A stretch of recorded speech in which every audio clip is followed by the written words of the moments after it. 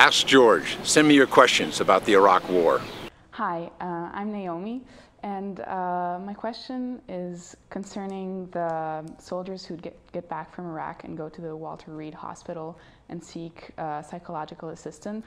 So my question is, do you think it's a problem of funding or poor organization, or do you think it's a lack of interest concerning the soldiers' condition when they get back from Iraq after they served our country?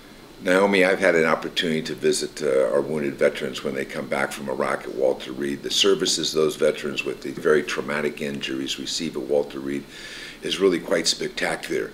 Tragically, what happens after the veterans are better, or they may go home and have to come back to Walter Reed on an outpatient care, they seem to get lost in the system.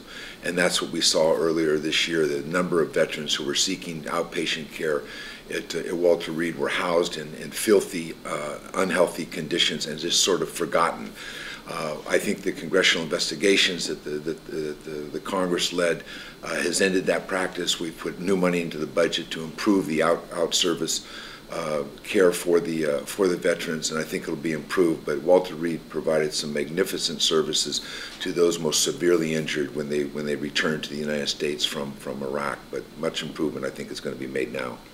Hi, George. I'm Taylor Cooper from Beaumont, Texas, and I just wanted to know what is being done to help the thousands of Iraqis who have worked for the U.S. in Iraq and are seeking refuge in the U.S.?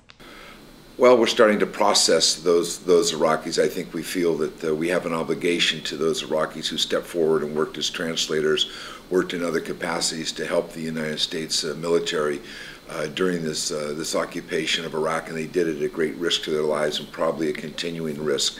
And we're trying to figure out now how we provide for those individuals either to come to the United States or to resettle elsewhere with their families. It's a very dicey question, and obviously the war has not yet ended, and so it's a little bit premature since those services are still necessary. But I think it's important that we start doing the planning for that. It's one of the impacts of the war is that you've got to take care of people that helped you out. As much as I disagree with the war, these people did step forward to hopefully make our troops more secure while they were in Iraq.